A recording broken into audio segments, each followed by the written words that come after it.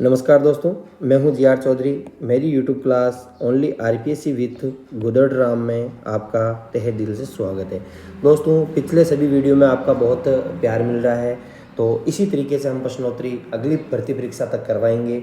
तो RS mains 2021 विधि से संबंधित जो भी प्रश्न आए थे 21 मार्च को, उनके बारे में हम चर्चा करेंगे। अब दोस्तों, पूर्ण व अपूर्ण अधिकार के बारे में हमें पूछा गया था, तो पूर्ण 2 नंबर का ही क्वेश्चन था, यानी 15 से 20 शब्द लिखने थे। तो पूर्ण अधिकार वे अधिकार होते हैं जिनका कोई ना कोई सह संबंधी कर्तव्य अवश्य होता है, यानी पूर्ण अधिकारों का कोई ना कोई सह संबंधी कर्तव्य अवश्य होता है, और जिसे विधिक रूप से यानी कानूनी रूप से परिवर्तित कराया जा सकता है, यानी परिवर्तन कराया जा सकता है। इसके दावे पर उपचार उपलब्ध होता है। अपूर्ण अधिकार वे अधिकार हैं जो यद्यपि विधि द्वारा मान्य होते हैं किंतु विधि द्वारा अपरिवर्तनीय होते हैं। तो दोस्तों, ये हमें डेफिनेशन लिखनी थी। जिस बंदे ने भी ये लिखी है उसको 2 नंबर अवश्य मिलेंगे। अगला है लैंगिक हमला। तो दोस्तों, लैंगिक हमला क्या है? तो लैंगिक अपराधों से बालकों का संरक्षण अधिनियम 2012 के अनुसार की धारा 7 के अनुसार यदि कोई व्यक्ति लैंगिक आशय से बच्चे की योनि, लिंग, गुदा या स्तन को स्पर्श करता है या किसी अन्य व्यक्ति को योनि, लिंग, गुदा या स्तन को बच्चों से स्पर्श करवाता है, तो ये सभी कार्य लैंगिक हमले की श्रेणी में आते हैं।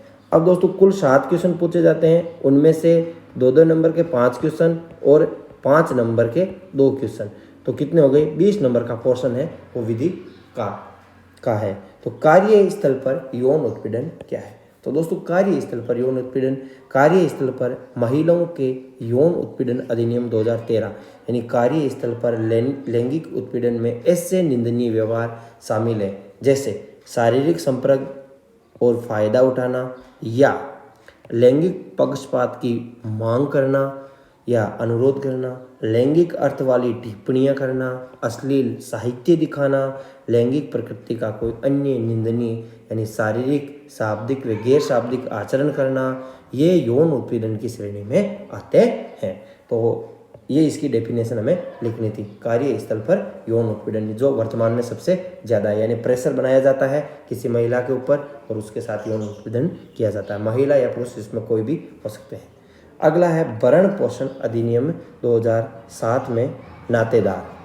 तो कोई व्यक्ति जो किसी वरिष्ठ नागरिक का नातेदार है और जिसके पास पर्याप्त साधन है, जो भी वरिष्ठ नागरिक है उसके नातेदार के पास उसके भरण पोषण के लिए पर्याप्त साधन है, ऐसे वरिष्ठ नागरिक का भरण पोषण करेगा, परंतु ये तब जब कि ऐसे वरिष्ठ नागरिक संपत्ति उसके कब्जे में है और या वह ऐसे वरिष्ठ नागरिक की संपत्ति को विरासत में प्राप्त करेगा। ये हमें नातेदार के बारे में लिखना था।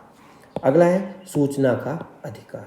दोस्तों, पिछली परीक्षा में भी सूचना का अधिकार का अर्थ पूछा था और तृतीय पक्ष कर के बारे में भी पूछा था। तो सूचना के अधिकार का अर्थ लोक प्राधिकरण के पास उसके नियंत्रण की सूचना की पहुंच तक के अधिकार से है। इसका अर्थ यही है, और इस अधिकार द्वारा राष्ट्र अपने नागरिकों को अपने कार्यों और शासन प्रणाली को सार्वजनिक करता है। किसके तहत? सूचना के अधिकार के तहत सरकार है वो अपने नागरिकों को अपने कार्य और सार्वजनिक प्रणाली को क्या करता है? लोगों के पास पहुंचाता है। यदि कोई व्यक्ति इसकी सूचना प्राप्त करना चाहे तो वो फ्री में सूचना प्राप्त कर सकता है। यह अधिकार लोकतंत्र में जनता के प्रति जवाबदेही सुनिश्चित करता है, यानी ये अधिकार है वो लोकतंत्र में जनता के प्रति जवाबदेही सुनिश्चित करता है। अगला क्वेश्चन था अधिकार अभिलेख। तो ये क्वेश्चन पिछली परीक्षा में भी पूछा गया था, तो इसके बारे में लिखना था। राजस्थान भू राजस्व अधिनियम 1956 की धारा 113 के अनुसार भू अभिलेख अधिकार प्रत्येक गांव के लिए अधिकार अभिलेख तैयार करेगा, यानी भू अभिलेख अधिकारी है वो धारा 113 के अनुसार प्रत्येक गांव के लिए अधिकार अभिलेख तैयार करेगा। धारा 122 के अनुसार अधिकार अभिलेख से समस्त निर्विवाद इंदिराज का प्रमाणीकरण हित रखने वाले पक्षकारों का द्वारा किया जाएगा। धारा 144 के अनुसार राज्य सरकार द्वारा निर्धारित तरीके के अधिकार अभिलेख तैयार किए जाएंगे, जिनमें निम्न समावेश है, जैसे खेवट है, खतौनी है, बिना लगान या राजस्व के भूमि धारण करने वालों का रजिस्टर है, राज्य सरकार द्वारा निर्धारित रजिस्टर है। अब है इसमें एक आता है वार्षिक रजिस्टर। क्या आता है? वार्षिक रजिस्टर आता है।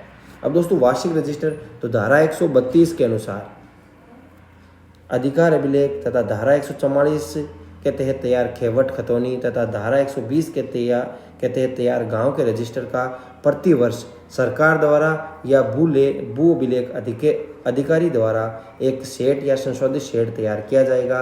इस प्रकार तैयार रजिस्टर वार्षिक रजिस्टर कहलाते हैं। जो भी इस अधिकार अभिलेख में विभिन्न प्रकार के है वो रजिस्टर तैयार किए जाते हैं, किसके द्वारा? भू अभिलेख अधिकारी के द्वारा।